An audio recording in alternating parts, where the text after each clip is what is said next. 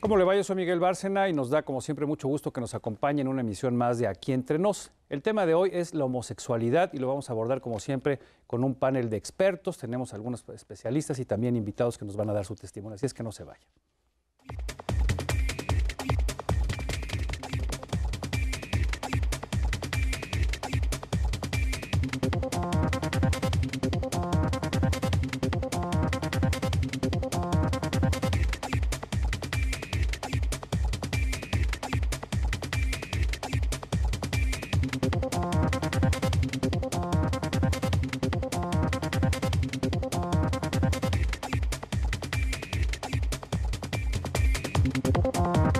Bien, y para abordar este tema me da mucho gusto presentarle a los invitados que nos acompañan el día de hoy en nuestro estudio de Aquí Entre Nos. Está aquí a mi derecha, está el doctor Alberto Corona Argüelles, quien es psicoanalista de grupos y él viene en representación de la Secretaría de Salud. Muchísimas gracias.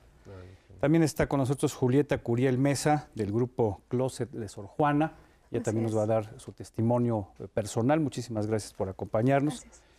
A mi izquierda, bueno, pues una personalidad ya muy conocida en estos temas de sexualidad, el doctor Juan Luis Álvarez Gayú, además pionero en los medios con estos temas. Gusto de estar con ustedes. Hace muchos años tuvimos la oportunidad de empezar a conversar con usted, doctor. Sí, gracias. Él es el director general del Instituto Mexicano de Sexología. Está la maestra Angie Rueda, de la Comisión de Derechos Humanos del Distrito Federal. Muchas gracias, maestra. Bienvenida. Me gusta. Y también está con nosotros Hugo Sánchez Hernández. Él también va a compartir con nuestro público su testimonio de cómo ha enfrentado esta situación en los últimos años. Muchísimas gracias. Y antes de entrar en materia, vamos a las calles, vamos a platicar con la gente, vamos a conocer sus testimonios, cómo valoran la homosexualidad, cómo la identifican, cómo la han visto en México en los últimos años.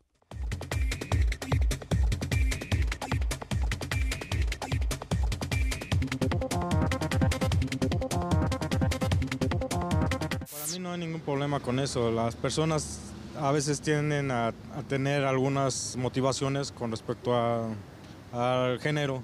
Que está mal, ¿no? ¿A usted le gustaría vivir con una persona así? ¿Verdad que no? Pero de pensar de ellos, pues es lo mismo, nomás que pues ellos ya nacen con ese, pues, no sé, sea don, sea defecto, ¿qué será? Pienso que está escrito en la Biblia y eso es algo imposible y en nuestro planeta va a haber muchos cambios.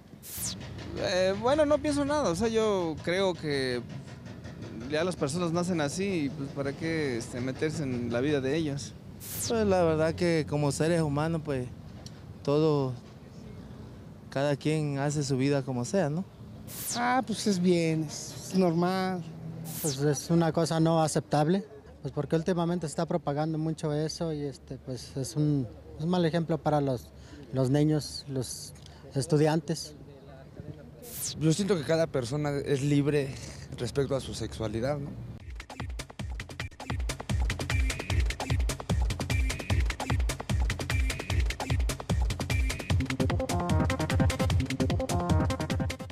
Yo generalmente no.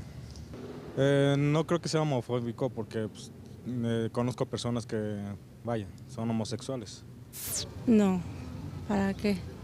No, yo no. Pues de esos cañones los odio yo, porque luego lo quieren uno convertir, hacer como ellos.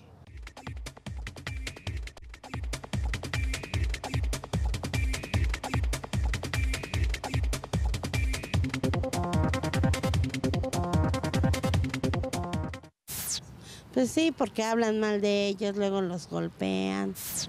Pues está mal porque pues, aparte de todo pues, somos seres humanos y pues, yo creo que ellos son felices así, pues así, son felices así, pues ellos quieren la felicidad y así es para ellos.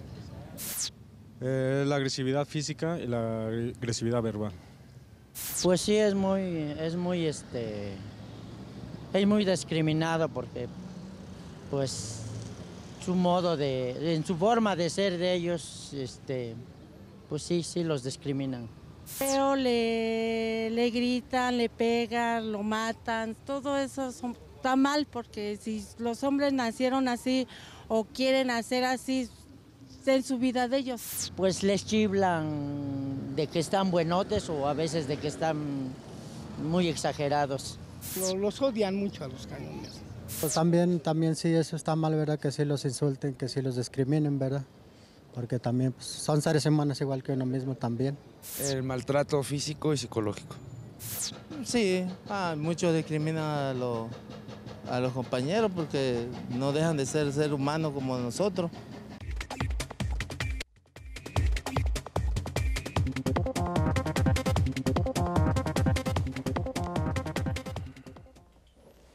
Bueno, pues ya escuchó usted varios testimonios de ciudadanos comunes en México, en las calles de varias de nuestras ciudades.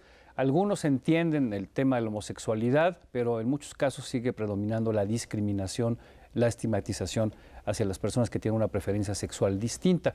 Yo quisiera empezar preguntándole a nuestros invitados de este día, ¿se nace homosexual? ¿Se convierte uno en homosexual? ¿Cómo definir la homosexualidad? Doctor Álvarez Gayú. Sí, yo creo que para definir la homosexualidad, diríamos que es la mayor atracción que siente una persona para relacionarse emocionalmente, amorosamente y o eróticamente con personas de su mismo género.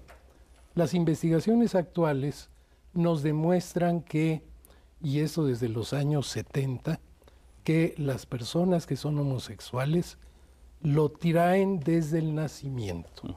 Es decir, no se hace nadie homosexual, a nadie lo convierten en homosexual, a nadie lo convencen de ser homosexual y finalmente yo diría que la homosexualidad ha existido en la especie humana desde que la especie humana existe. ¿Es algo genético entonces, doctor? O en la actualidad se habla mucho de eso, sí. Las investigaciones científicas cada vez apuntan más a que las personas van a nacer como homosexuales, pero van a vivir todo un periodo de la infancia hasta la pubertad en que empiezan a darse cuenta de que su atracción no es como la del resto. Empiezan a darse cuenta, como digo yo, que a todos los compañeritos les encanta la Miss de inglés o la profesora de inglés, pero a él le gusta el profesor de educación física. Y a la inversa. A todas las compañeras les encanta el profesor de educación física, pero a ella le encanta la profesora de inglés. Entonces viene todo este movimiento, primero de darse cuenta que son diferentes y luego de asumirse como ya una persona homosexual, y el último paso que no todo mundo da, que es lo que llaman salir del closet, que es ya abrirse a la hacerlo comunidad. Públicamente. Gracias, doctor. Y bueno, hace muchos años se hablaba de una proporción, se decía que aproximadamente el 10% de cualquier población, independientemente de la raza, del continente, de la religión, etcétera, tenía o nacía ya con esa tendencia homosexual. ¿Esto se mantiene o los estudios actuales nos hablan de una proporción mayor en cualquier comunidad, doctor? Creo que en general se siguen manteniendo, pero sin embargo yo creo que este problema es muy complejo, implica otras variables. O sea, la variable biológica es determinante, pero también la parte psicológica, la parte social también tiene una influencia muy importante en este problema. Es muy complejo porque hay una interrelación, o sea, no es nuevo esto de que la parte social y la parte psicológica influyen en la biología. El problema está en el vínculo, en cómo se influye desde lo social en lo biológico y desde lo psicológico a estas otras dos vertientes. Es muy complejo hablar de esto. Sin embargo, pues habrá que ver estos puentes para poder tener una mayor comprensión, porque esto es algo más amplio. Yo creo que el punto principal está en cuanto a la violencia o a lo amoroso, o sea, no tanto en qué tipo de género uno va a desarrollar.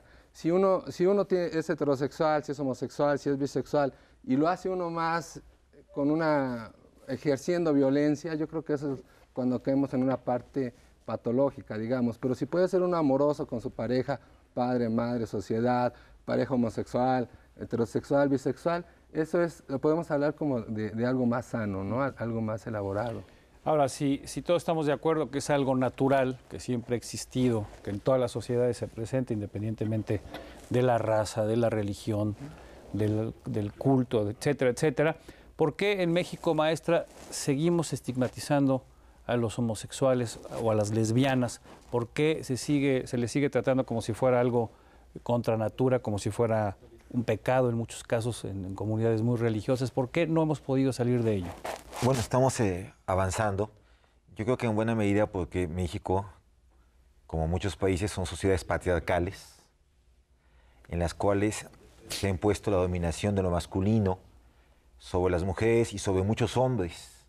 Y uno de los componentes de la sociedad patriarcal es el sexismo, la misoginia y la idea equivocada de pensar que la heteronormatividad es el sustento de la sociedad simplemente porque al ser hombres y mujeres cuerpos sexuados diferenciados y complementarse para la reproducción de la especie, de ahí se desprende que entonces la única forma de convivencia amorosa, familiar y social es el matrimonio heterosexual, papás e hijos. Esta es una equivocación que tiene que ver con este sustento patriarcal, sexista, machista y heteronormativo. De ahí que lo importante sea que esta condición de la homosexualidad, como la bisexualidad, como la heterosexualidad, que son, y quiero enfatizarlo, son condiciones humanas, tan la una como la otra, o dijéramos que los heterosexuales son tan humanos como los homosexuales, y lo quiero enfatizar así, han ido ganando derechos a nivel internacional y nacional, y destacar que el 14 de agosto del 2001 en nuestro país se modificó el artículo 1 de la Constitución, que es el artículo que establece el principio de igualdad de los 29 artículos de las garantías individuales, y se estableció un párrafo tercero que establece la prohibición de la discriminación, entre otras cosas, por preferencias, que en la ley del 11 de junio del 2003, la Ley Federal para Prevenir y Eliminar la Discriminación, y la del 18 de julio del 2006, la Ley para Prevenir y Erradicar la Discriminación en el DF, junto con otras, que ahora son 16 a nivel nacional, establecen la prohibición de la discriminación, entre otras causales,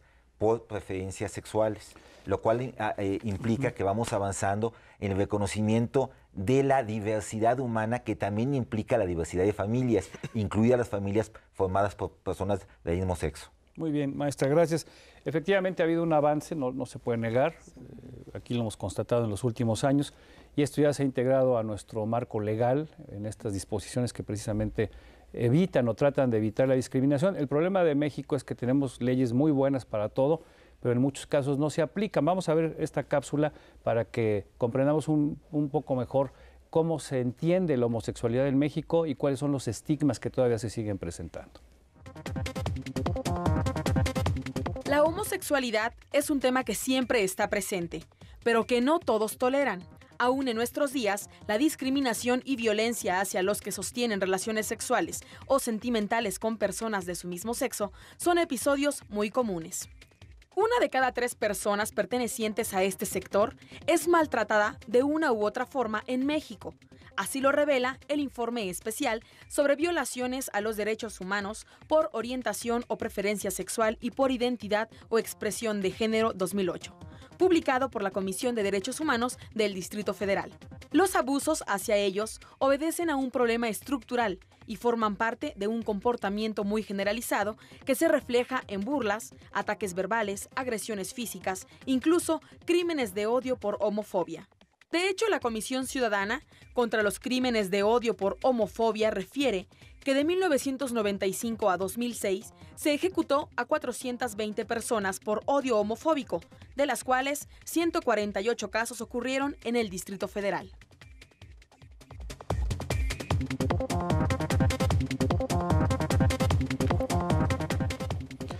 Bueno, pues ahí tiene usted algunos datos que siguen siendo alarmantes, sobre todo por las zonas en las que se presentan, muchos de ellos aquí en la Ciudad de México. Aprovechamos para darle la bienvenida al licenciado en Psicología Omar Feliciano de la Comisión Nacional de Derechos Humanos. Él está en el programa de VIH y aprovechamos para preguntarle, licenciado, ¿cuántas denuncias, cuántos casos ha conocido la Comisión? Sabemos que son casos que están relacionados con la discriminación, en muchos casos laboral, por parte de empleadores que pertenecen a las instituciones o a los organismos públicos. Bien, en el programa de VIH, alrededor del 20% de las 870 quejas que se han recibido desde el año 92, que se recibió la primera queja sobre VIH, el 20% de estas quejas tienen un elemento de discriminación.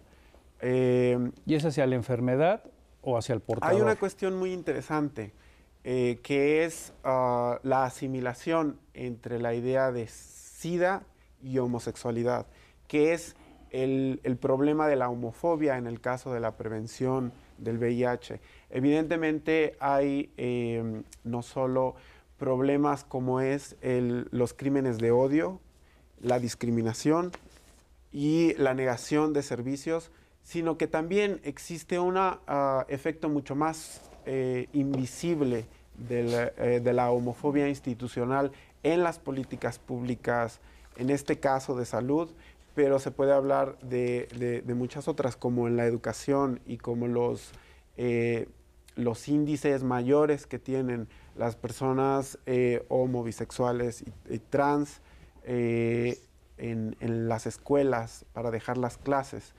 En el caso del programa de VIH, tenemos algunas experiencias respecto a la reducción del estigma con servidores públicos y con reflexión alrededor de las políticas públicas.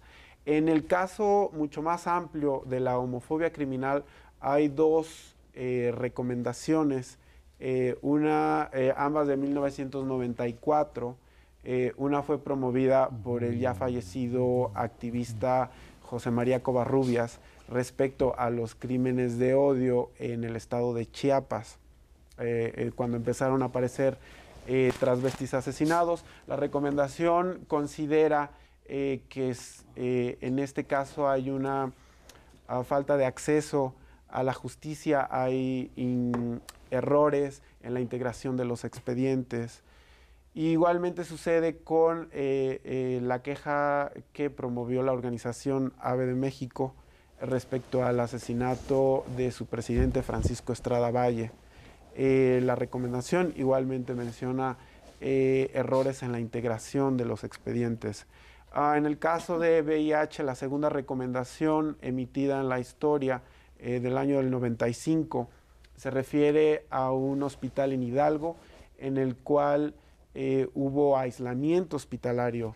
Sin embargo, en el texto de la recomendación se habla de que a la par de este aislamiento había discriminación e incluso insultos dentro del mismo nosocomio, por parte del personal de salud, de estos servidores públicos, que es el área de competencia de la Comisión Nacional de Derechos Humanos, no la discriminación realizada por particulares.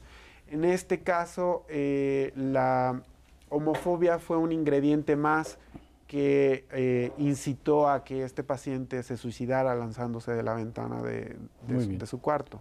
Esto es como un panorama de los diferentes efectos de la homofobia. Correcto, y eso sería a nivel nacional en los casos de los que ha conocido la Comisión Nacional de Derechos Humanos. Maestro, usted que está en la de Derechos Humanos del Distrito Federal, un panorama muy rápido para pasar con los testimonios de Hugo y también de Julieta, por favor. Bueno, hay que señalar el caso del DF, ha disminuido, no quiere decir que haya desaparecido, las acciones de violencia por parte de los cuerpos de seguridad pública, y donde permanece mayormente es precisamente ya en el acceso a la justicia, en los casos donde se ha negado el mismo debido proceso en los casos de acceso a la justicia, igualmente en materia de salud, en materia laboral, y en los transportes públicos hemos tenido un avance en la atención de recomendaciones que en un principio habían sido rechazadas, por ejemplo, el sistema de transporte colectivo Metro.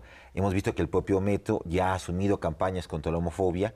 Sin embargo, no quiere decir que esto ya esté resuelto. Recientemente, la organización, el Comité de Mujeres que organizaba la marcha lésbica que se realizó el 21 de marzo pasado, denunciaron que todavía priva en la propia zona rosa acciones de agresión por parte del Cuerpo de Seguridad Pública. Entonces es necesario mantener siempre el seguimiento conjunto por parte de la sociedad civil, por parte, en este caso, del Ombudsman del DF, para que los funcionarios públicos, las políticas públicas y la armonización legislativa con los estándares internacionales, pues vayan reconociendo todos estos derechos. Gracias, Maxa. ¿Quiere que agregar algo, doctor? Sí, yo creo que hace un rato fue muy valioso lo que Angie nos dijo, pero no hay que olvidar que también en México estamos insertos bajo una ideología judeocristiana. Y esta ideología judeocristiana lo que hace es estigmatizar todo comportamiento sexual que no sirva para la reproducción. Y ahí entra importantemente la homosexualidad, el travestismo, transgénero, transexualidad. Entonces, la verdadera solución desde mi punto de vista es una educación de la sexualidad integral, es decir, que aborde aspectos psicológicos, sociales, biológicos, desde el preescolar. Y en este sentido, creo que es importante que el público sepa que la Cámara de Diputados ya aprobó esta ley que modifica la Ley de Educación y que establece la educación de la sexualidad desde el preescolar, pero ha regresado a la Cámara de Senadores, donde la tienen, no la han rechazado, pero no la han retomado para aprobarla, cuando de hecho se originó en la legislatura pasada de la Cámara de Senadores. Se da en escolar y se piensa ampliar a preescolar. Lo que pasa es que lo que se da en escolar es en quinto y sexto año en libros de texto y no hay una capacitación de los profesores y los profesores muchas veces se brincan esas páginas y ciertamente se habla de muchas cosas. Ya se habla un poquito de género, se habla tal vez de masturbación, pero no se habla de diversidad sexual ni del derecho que tienen las personas de la diversidad sexual. Cuando, por ejemplo, en Canadá, a los niños de preescolar ya se les enseña a respetar la diversidad sexual. Eso tendríamos que empezar a hacerlo aquí en México. Gracias, doctor. Vamos a platicar con nuestros invitados para que nos den el testimonio de vida de cómo fueron enfrentando su homosexualidad, en qué momento pues son ya conscientes de su preferencia sexual y sobre todo el paso más difícil, cómo hacerlo público, cómo abrirse y enfrentar, pues me imagino que muchas consecuencias. Cuéntanos, Julieta, por favor. Bueno, en mi caso, desde la infancia me supe dar cuenta de que lo que yo sentía por mis amigas no era realmente una amistad. El que en la secundaria a todas las amigas les empezara a gustar el chico guapo de la escuela y a mí no, eso me empezó a generar duda. Pero pues quise guardarlo y aunque seguía experimentando esas sensaciones. Pero fue hasta la universidad cuando ya pues decidí salir del ya famoso closet. Y fue tanto una revolución como para mi persona como para mi familia. Pero ahorita en este momento mi familia lo ha aceptado muy bien y actualmente tengo pareja, la aceptan muy bien. Estamos muy bien ahorita en mi familia, pero todavía fuera de mi núcleo familiar todavía experimento un poco de discriminación, que bueno, pues sigue siendo un poco molesto. ¿Cómo se manifiesta generalmente este tipo de discriminación, Julieta? Pues por ejemplo, en la propia universidad, que debe de ser un espacio libre y abierto, hay muchos lugares homofóbicos entre hasta los profesores, negándote, por ejemplo, oportunidades de estudio.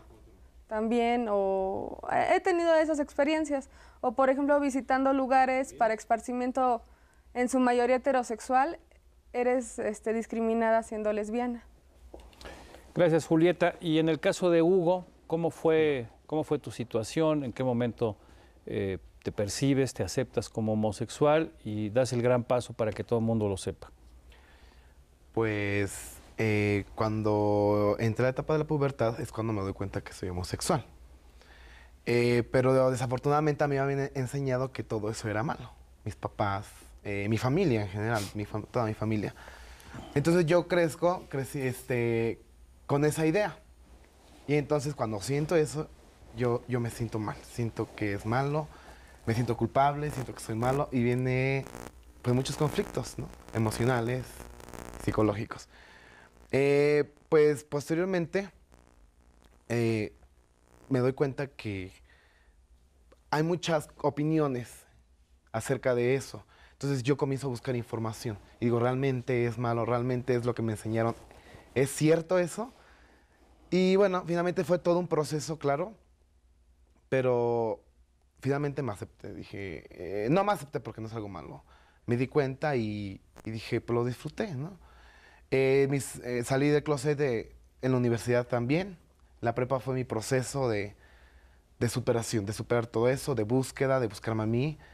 Y finalmente, pues, comencé con mis hermanos a decirles con mis primos. Y ahorita totalmente es algo muy indistinto, o sea, no... Es más normal. Es muy, muy normal. Al que sí, no le he dicho y él no lo soportaría es a mi papá. ¿Por qué razón? Él es muy... Él lo ve malo, muy, muy malo. Socialmente ha llegado a decir que es una enfermedad. ¿Qué edad tienes tú y qué edad tiene tu papá? Mi papá tiene 55 años. Claro, es una gente joven todavía realmente. Y yo tengo 26 años. Pero tiene muchísimos prejuicios acerca de eso. Entonces yo pienso, por mí no hay problema, o sea, si sabe, si se entera, pues yo pasé todo ese proceso. Él se va a ver muy afectado, muy afectado. Que bien, pues si se llegara a enterar, pues podemos trabajarlo juntos, ¿no? Porque finalmente nos queremos. Ya va a tener que elegir entre su prejuicio o el querer trabajarlo juntos, ¿no? ¿Y ha sido víctima de discriminación en este proceso, en la escuela, quizá laboralmente, socialmente?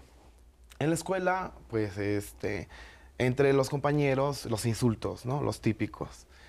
Y una vez en un trabajo sí entré, me aceptaron y todo, pero la jefa dijo que tuvieran cuidado conmigo, que porque me veía raro, refiriéndose a que era homosexual.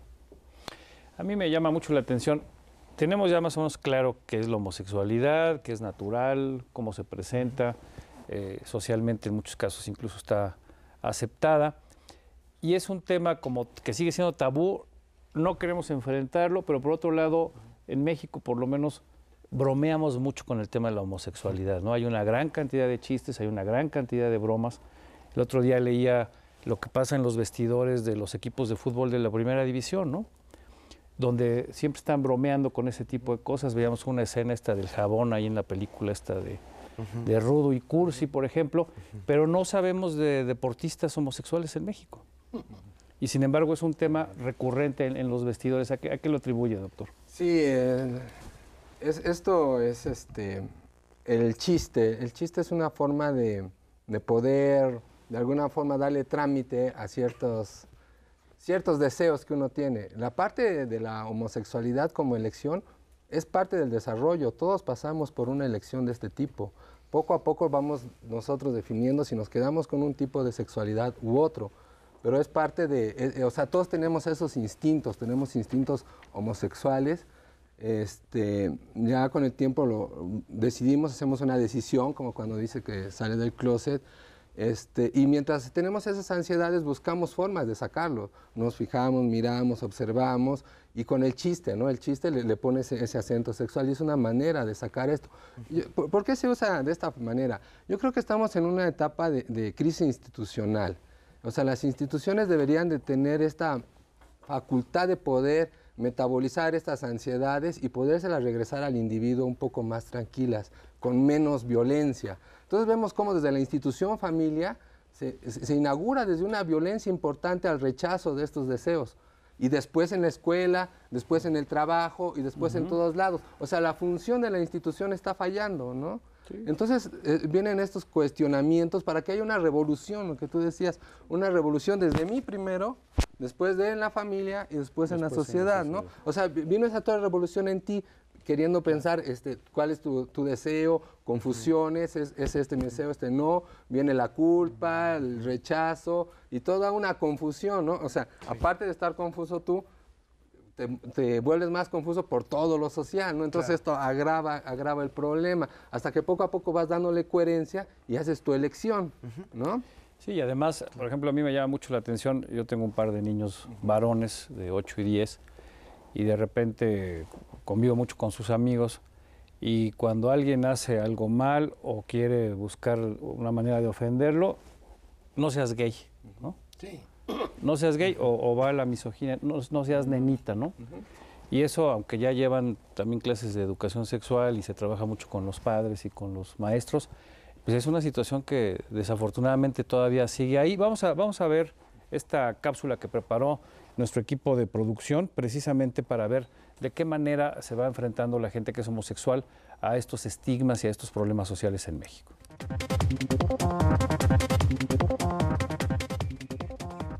Hay quienes afirman que la homofobia es provocada por actitudes machistas, tanto de hombres como de mujeres, aunque unos y otros lo manifiesten de forma distinta. Es común que las personas homosexuales sean exhibidas y ridiculizadas en los medios de comunicación, principalmente en las series televisivas, porque comúnmente se les considera raros, absurdos, faltos de dignidad y que merecen la burla. La homofobia más dañina es la que se ejerce en el propio círculo de la persona agredida. Es una fobia que prohíbe su aceptación y que se manifiesta en la escuela e incluso en la propia familia. Muchos de los casos registran fuertes presiones y castigos que a la larga generan traumas y complejos de inferioridad, que les impide crecer de forma sana y desarrollarse como personas. Pero esa discriminación no solo es hacia los varones homosexuales, sino también a mujeres lesbianas y además se incluyen a las otras modalidades que integran la diversidad sexual, conformada también por las personas bisexuales, transexuales, travesti y transgénero.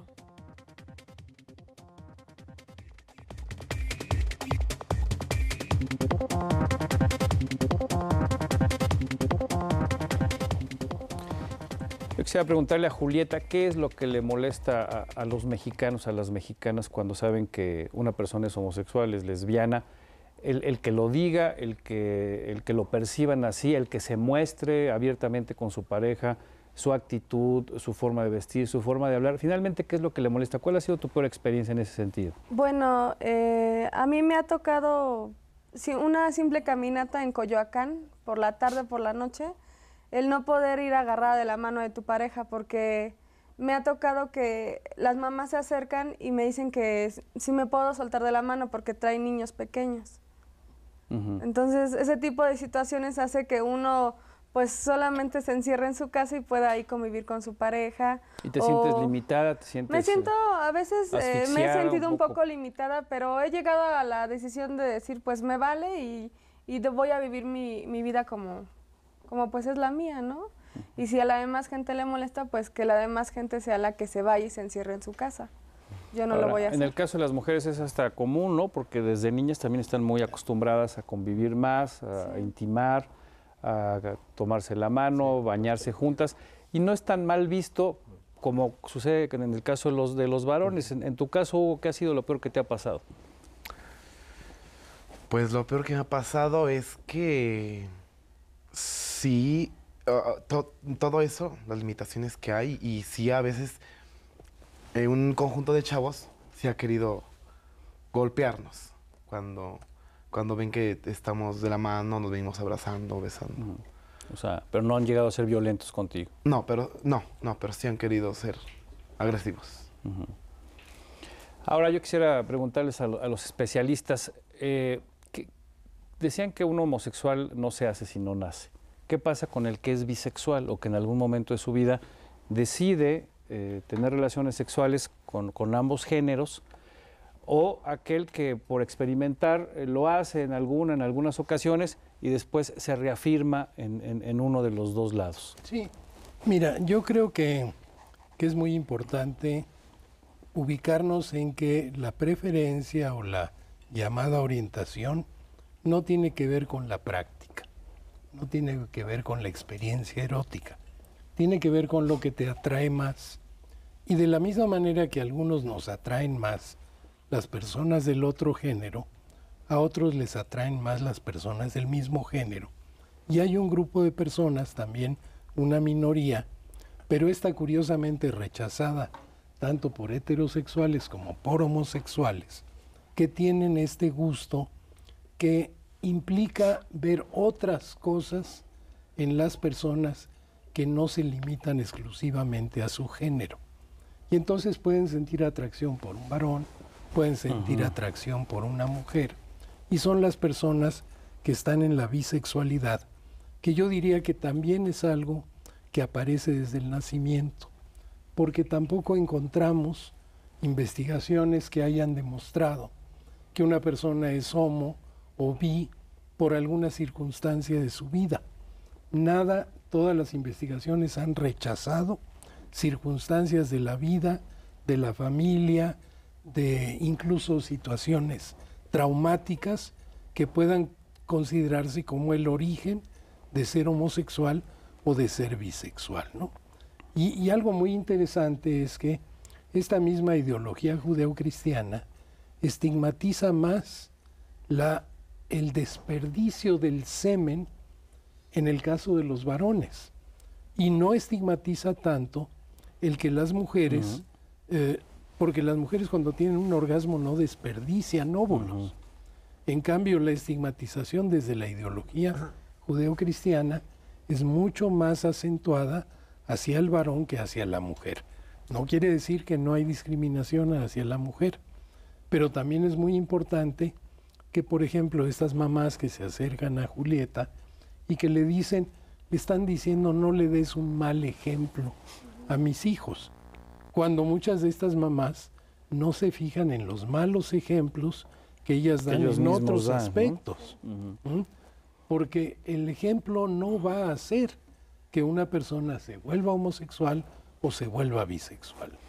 Ahora, en México, ahorita vamos contigo, Angie, efectivamente, ¿no? Es peor vista la homosexualidad en los hombres, valga la redundancia, que en las mujeres. Es quizá un poco más aceptado, es menos estigmatizado. E incluso también si no bien visto, es mejor visto la bisexualidad en las mujeres que en los hombres. ¿Qué piensa al respecto? No, yo creo que hay una cuestión que la homofobia, o llamémosle el prejuicio sexual, está sentado sobre el miedo y la culpa, que tiene que ver mucho con lo que decía el doctor Álvarez Gallú, y la idea equivocada de la normalidad con la que las sociedades pretenden asirse porque sienten una gran ansiedad de no poder manejar la diversidad. Entonces puede ser una normalidad legal, médica, religiosa, doctrinal. Y esta normalidad lo que busca es liberar la ansiedad que genera el miedo, la culpa y la condena.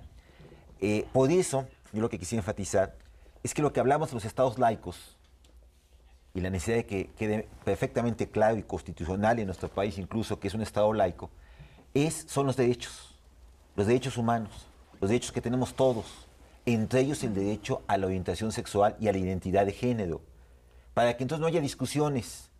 Es decir, a la condición, los derechos humanos que son los que tenemos todos los seres humanos por el hecho de que seamos humanos, incluso más allá de las garantías individuales que otorgan los estados, entre esos derechos humanos está el derecho por orientación sexual y identidad de género. Vale destacar dos cuestiones fundamentales. El 3 de junio del año pasado, en la 38 Asamblea General de la OEA, se aprobó por unanimidad la propuesta de Brasil de los 38 países, de los 36 países de la OEA, de una declaración que reconoce los derechos por orientación sexual y por identidad de género. Y el 19 de diciembre del año pasado, a propuesta de Francia, 66 países, y ahora recientemente se acaba de sumar Estados Unidos con el nuevo gobierno, de los 192 que hay, no pudimos tener la mayoría, pero 66 países, entre ellos México, a nivel de la Asamblea General de la ONU, donde están todos los países de la comunidad internacional, que reconozcan los derechos por orientación sexual e identidad de género. Todavía no tenemos una convención vinculante, estamos avanzando hacia allá. Y la última cuestión de lo que usted preguntaba, yo creo que hay un continuum de discriminación, un continuum de hostigamiento en el cual yo estoy en ese acuerdo, donde las mujeres lesbianas y las mujeres transexuales sufrimos una mayor discriminación porque sufrimos la discriminación de no asumir el código del matrimonio heterosexual y la omertad de los hombres. Por ejemplo, en el caso de nosotras, mujeres transgénicas y transexuales, somos más violentadas porque los hombres nos ven que renunciamos al hecho de ser hombres.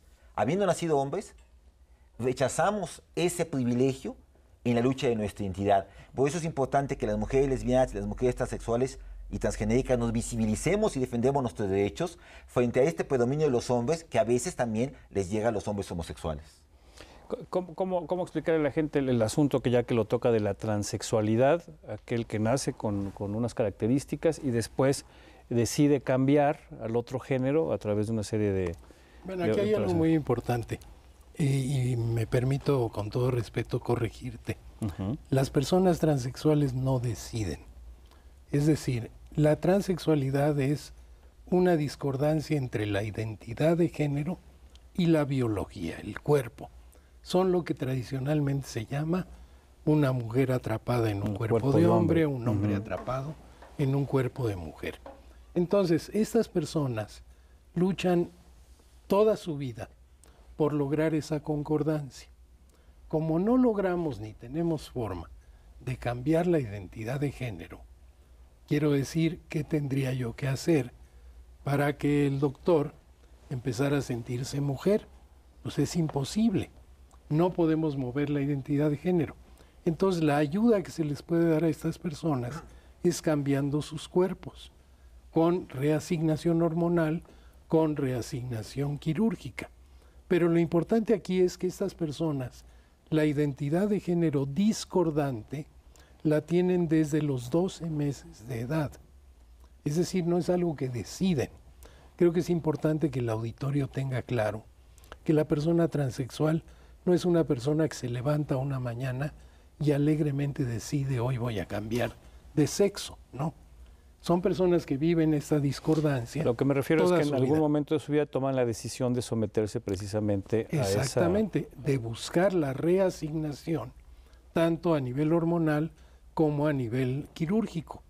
Y aquí, por ejemplo, es un gran avance en el Distrito Federal, la ley de la identidad de género, que permite que ya las personas transexuales y transgénero hagan un juicio que les permite modificar sus documentos y sacar un acta de nacimiento nueva acorde a su identidad. Esto es muy interesante, muy importante.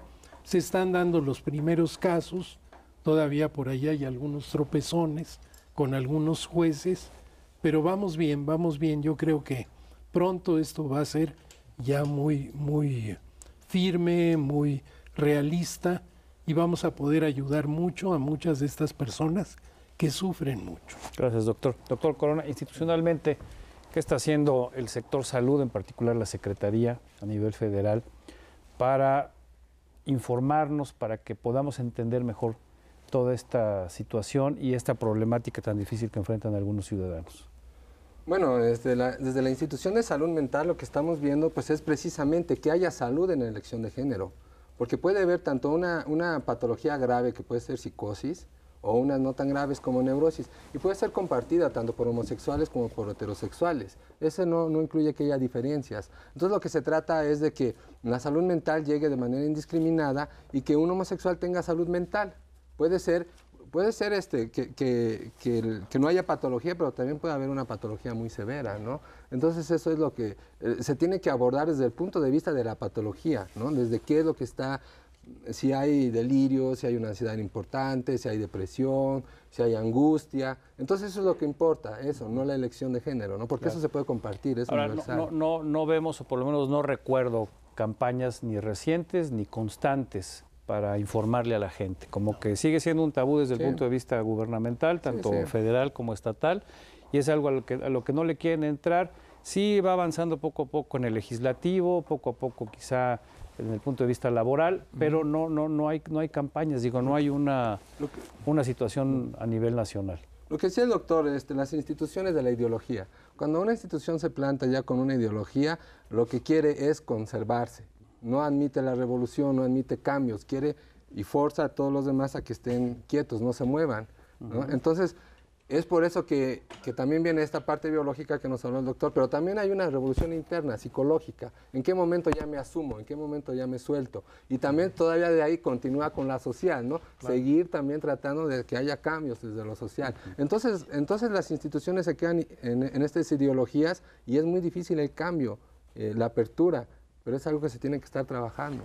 ¿Por qué aquí en México no hemos visto movimientos? Hace poco veíamos esta película Milk, que fue ganadora del Oscar, que nos recuerda todo el movimiento de organización y de búsqueda de espacios de derechos humanos de los homosexuales en San Francisco y cómo van llegando de todas partes de Estados Unidos y tienen un movimiento muy fuerte que pues precisamente los busca llevar espacios en la política y en las áreas en donde toman decisiones. ¿Por qué aquí en México, licenciado Feliciano, no hemos visto absolutamente nada de esto?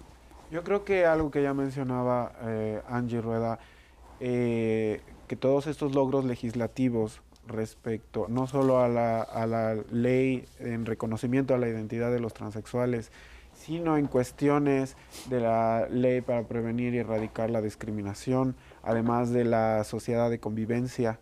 Hay una serie de logros. Lo que es muy interesante del movimiento es que es amplio, es diverso, es independiente, hay muchas voces, no hay, digamos, un sindicalismo caudillista. Y yo solo quisiera apuntar yo quiero hacer énfasis no solo en un aspecto de los derechos humanos, que son los derechos económicos, culturales y sociales. Y no solo es importante hablar de la salud mental de la población de la diversidad sexual, sino también es muy importante considerar que hay un profundo vacío respecto a los retos que representan las especificidades de salud de mujeres lesbianas, de hombres homobisexuales, de mujeres transgénero. Es decir, el manejo de las hormonas en la cuestión de la transexualidad, la cuestión del cáncer de mama y la prevención de cáncer de mama en el caso de mujeres lesbianas y bisexuales, además de la necesidad de evitar la coinfección VIH, hepatitis B, a través de campañas de vacunación para hombres que tienen sexo con otros hombres. Todo este panorama, todo este diagnóstico ni siquiera existe. O sea que nos falta mucho en esa materia. Totalmente. Vamos a ver la última cápsula que preparó el equipo de investigación de Aquí Entre Nos, y en donde nos invitan a dos cosas: tener información y sobre todo ser tolerantes.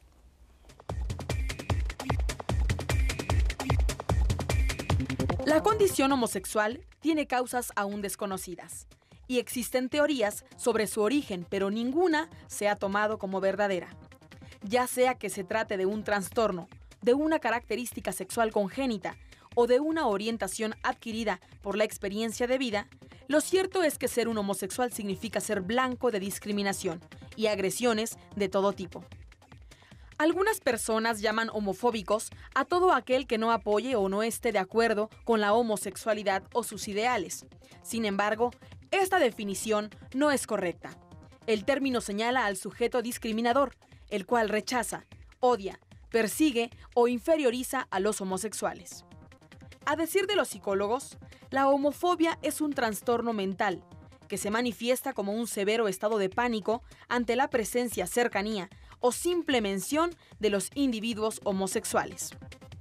Para algunos, la homosexualidad es el fenómeno responsable de que existan problemas de disfunción familiar y altos índices de divorcio. Para otros, estos y otros fenómenos obedecen a causas culturales, políticas o religiosas.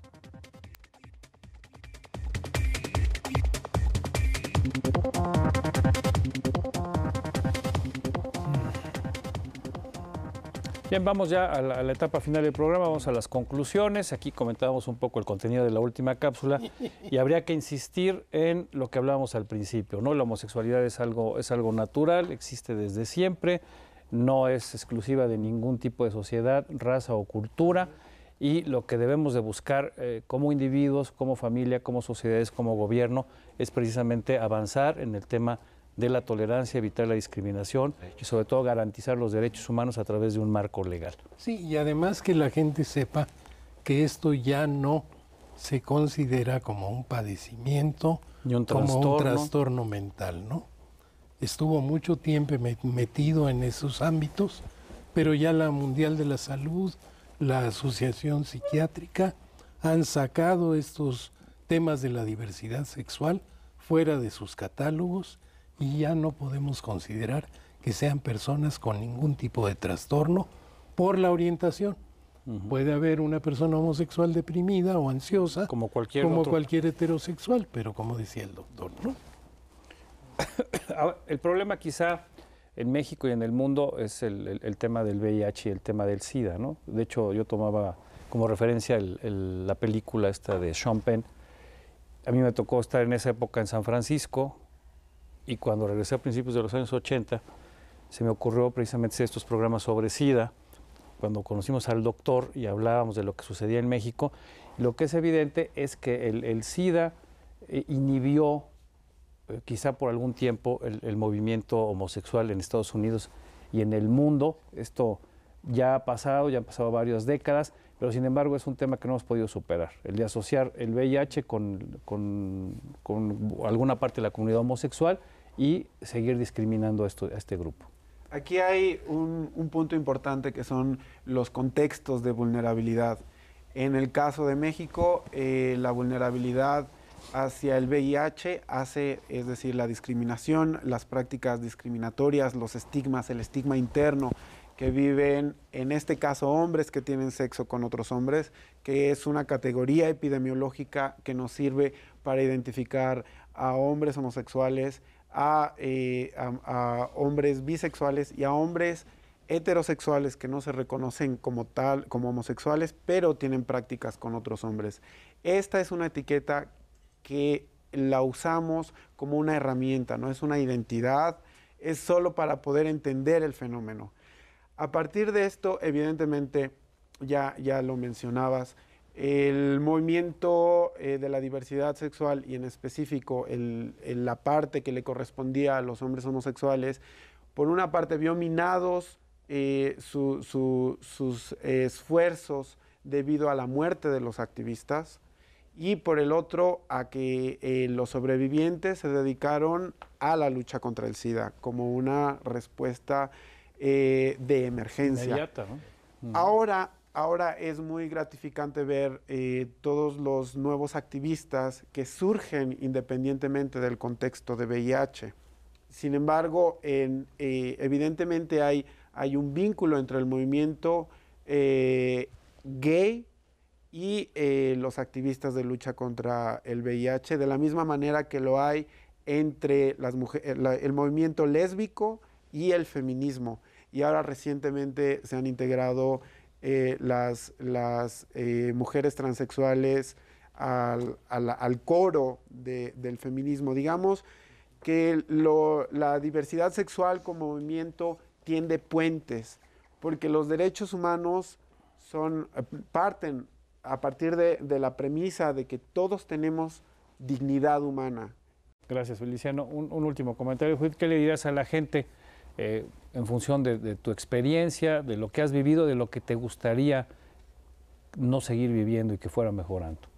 Pues dentro de mi experiencia yo agradezco la familia que me tocó porque he conocido varios casos donde la propia familia las corre de su casa o son totalmente discriminadas y echadas al otro lado a vivir un heterosexual con mentiras. Entonces yo digo que pues vivan su sexualidad, que se acepten, primero se acepten a ellas mismas y pues que hay varios grupos en donde uno puede asistir tanto para actividades deportivas, actividades, simples actividades sociales, culturales. ¿No? Hay muchos grupos en donde a veces esos grupos ayudan a que la persona se sienta con mayor alcance para salir del closet. Muy bien, muchas gracias. Doctor, un último comentario, doctor Corona. Este asunto no nada más es importante para la comunidad lésbica, comunidad gay. Este asunto es de todos, porque todos tenemos conductas homosexuales y nos obligan a reprimirlas también. O sea, todos tenemos que hacer como esta cosa también. Cuando soltar esta parte, soltarla, sacarla del closet, para que después, esto enriquece mucho. Si yo tomo mis núcleos homosexuales y los aplico a mi vida cotidiana, mis núcleos femeninos, que se los puedo demostrar a mis hijos, ¿no? A poder hacer el rol de madre, ¿no? Todo eso me va a liberar y me va a dar una potencialidad muy grande. A medida que me repriman todas estas partes que son cosas humanas, entonces yo voy a estar como no al 100, ¿no? Voy a estar disminuido en mi capacidad y no voy a poder dar más. Gracias, doctor. 30 segundos muy rápido, ya nos vamos a ir, doctor. Sí, solo al auditorio, que si tienen dudas, que si no entienden algunas cosas, se acerquen a instituciones, a especialistas, que con mucho gusto les podemos ayudar y les podemos ayudar a pasar trances que no son fáciles. Muy bien. Profesora. Hablando de conocimientos, en la Comisión de Derechos Humanos de DF hemos participado en la elaboración de un diagnóstico sobre los derechos humanos y estamos comprometidos con otras instancias Públicas del DF en la elaboración de un programa de derechos humanos justamente que contenga armonización legislativa a los estándares internacionales más elevados y políticas públicas con presupuesto para hacer de la Ciudad de México la primera ciudad en el mundo que tenga una política pública con perspectiva de derechos humanos, incluso en su presupuesto. Gracias. Hugo, un último comentario muy breve, por favor. No hay que tener miedo ni vergüenza de la homosexualidad cuando uno es una característica de un individuo como color de piel, la estatura. No pasa nada. No pasa nada. Muy bien, pues hay muchos temas relacionados que hoy no podemos abordar. Seguramente lo vamos a hacer en una próxima emisión de Aquí Entre Nos. Por lo pronto nos despedimos. Muchísimas gracias por habernos acompañado. Gracias a todos nuestros entrevistados, invitados. Gracias a usted allí en su casa. Miguel Bárcena se despide de usted. Hasta pronto.